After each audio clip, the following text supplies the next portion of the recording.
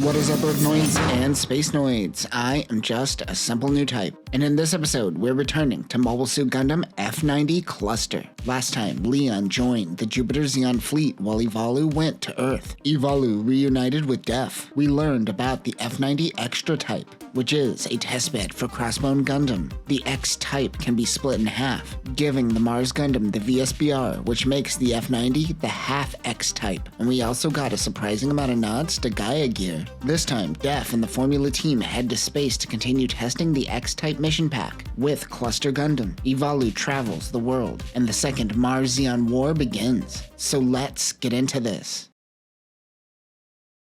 Somewhere in between Mars and Earth, Leon meets with Charles Rochester, who takes him to Supreme Commander of the Jupiter Phantom Fleet, Redi Pyrus Jemsheed. She welcomes a cyber Newtype of his caliber. She says, "Look into my boobs, I shall bring forth space autonomy." But first, she wants Leon to become their champion. Manyara Base, Tanzania. Lyle Wolf is still facing off with Ludovica in the GJ Custom. Rain is pouring down. Wolf suggests they stop this fighting, but he asked for Ludovica's name. Wolf says he hopes they can meet one day without mobile suits. Ludovica says he will bring him down and takes off. He recognizes the burden that Ivalu has to bear. Ivalu comes in with her Mars Gundam. 5 days later, Ivalu is being transferred to space and being taken off of Unit 1. Navi explains that the units they encountered thus far have been dubbed rebuilds by the Fedis. It is like a sleeper car or sleeper PC, old on the outside and new on the inside. However, these units transcend this classification, and they call these new units refined units. This is where the designation RF comes from. Def sees this as a good thing because it accelerated their testing efforts. He is going to be taken off of F90 Unit 1 and will be testing the new F93Y cluster.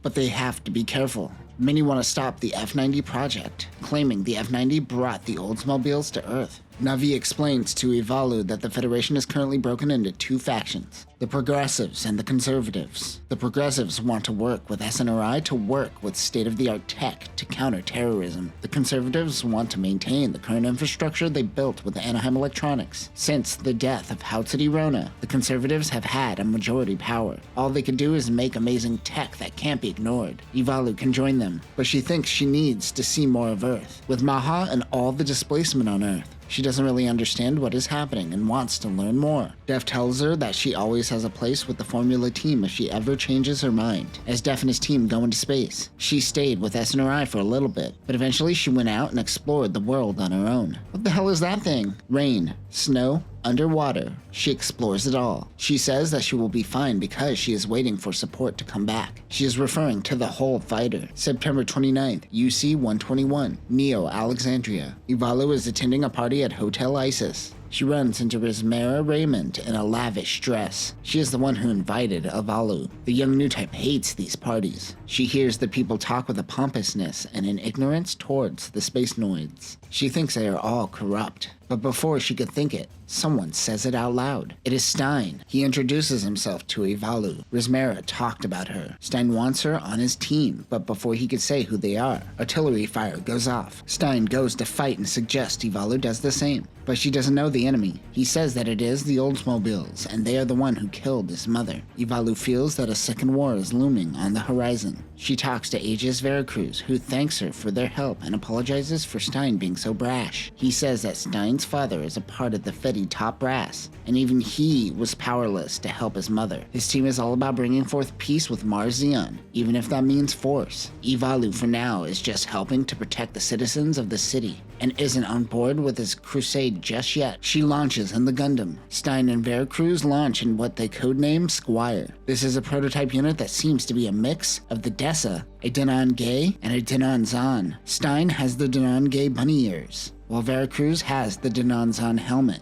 Stein also has a backpack with what looks like the prototype shelf nozzles like on the Burga Gyros. This unit is also equipped with a Heat Hawk, but the tip functions like a Heat Lancer. Zeon is pushing from the sea with what little forces they have. Even with their refined units, this is sloppy work. Odds are this is a distraction for the real forces. On the outskirts of Alexandria, they indeed find Oldsmobiles. Their forces are huge. Stein goes to town. He no longer feels powerless and is driven by the loss of his mother. He feels unstoppable. 3 units are able to take out a platoon no problem. It is really showing the technology gap in this era. Those who are embracing SNRI and Butte Concern are light years ahead of the rest. The Oldsmobiles say screw it and rush the city in the hopes to use it as a shield. That is when the moment Ivalu was hoping for comes true. The Hull Fighter makes its appearance. She docks with the Hull Fighter, forming F90N Verithraghna. Remember, the Hull Fighter has a psychoframe, and might be the last psychoframe?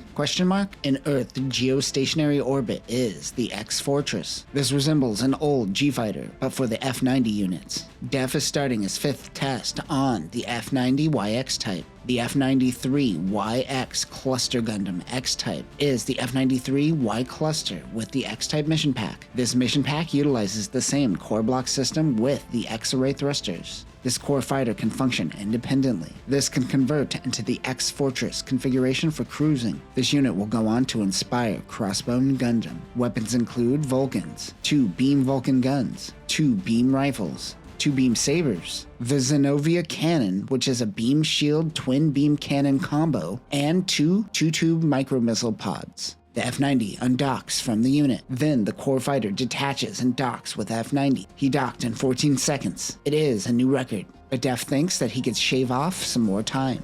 Def looks at Earth. He suddenly has a bad feeling. The Hull Fighter left Neo Alexandria base on its own. F90N Verithraghna is tearing through Oldsmobiles. Ivalu, Veracruz, and Stein work together to take them all down. One pilot runs away. Stein tries to kill them, but Ivalu stops him and tells him that doing that would make him a murderer. He thinks of his family. Ivalu is someone with a sense of nobility. He feels he could share the truth with her. Stein tells her that he is a part of a new group called Crossbone Vanguard. They're going to reshape the world for the better, and he wants Ivalu to join them. She declines. Ivalu has much to explore.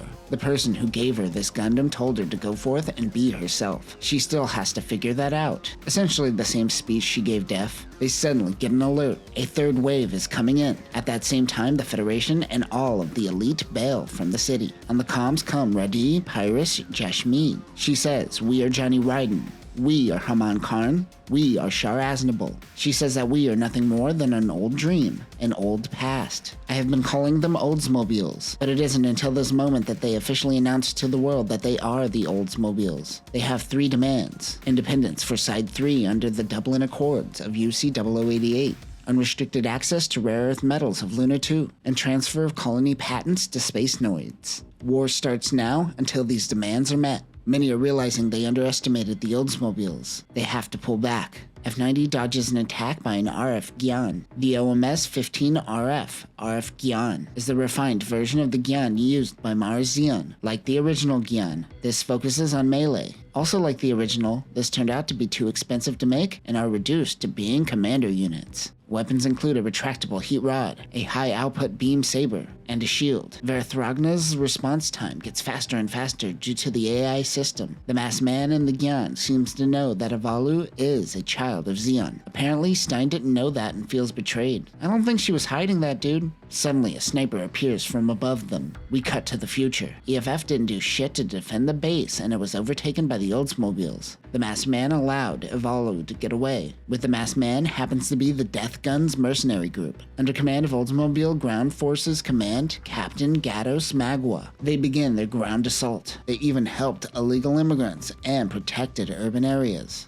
This is a threat to the Federation and Maha. The reaction to this was, of course, to arrest Ivalu under suspicion of treason. November UC 121. 2 months later, a battle breaks out at the resource satellite Candrian 2. In the battle is Charles' flagship, the Alberic. Charles comes to personally see Leon. He tells him to stay here and celebrate, but he wants to join the survey team. We cut to Leon looking at dead bodies, regretting joining the survey team. Whoops, PTSD. EFF used live rounds on the citizens. Jashmid tells him that they were all illegals. Many are planned to be shipped off by Maha. To the Federation, these people aren't human. These are the people who control Earth when left unchecked. That is why the Oldsmobiles are here. The Oldsmobiles' influence greatly expanded on Earth. The Federation didn't do anything and watched from above, until one day their hands were forced. The Anti-Federation Organization Countermeasure Forces went into action. That's a mouthful. However, all while this is happening, A shadow organization emerges and simply watches. Crossbone and Vanguard continues doing their own thing as the Federation forces are dwindled down. March UC-122 is the moment this war started to shift. The Abrams was launched and assigned to the 13th Autonomous Corps. Their star pilot is Berg Skred. Screed? I forgot how we decided to pronounce this. He launches an F90 Unit 1. I believe it's the D-Type mission pack. We have come full circle back around to the beginning of F90 Fastest Formula. Remember, most of the Fastest Formula is a flashback while Berg learns about F90 in the present. This closes the gap from past to present. They make their departure from Side 4. Meanwhile, somewhere, Ivalu is in prison.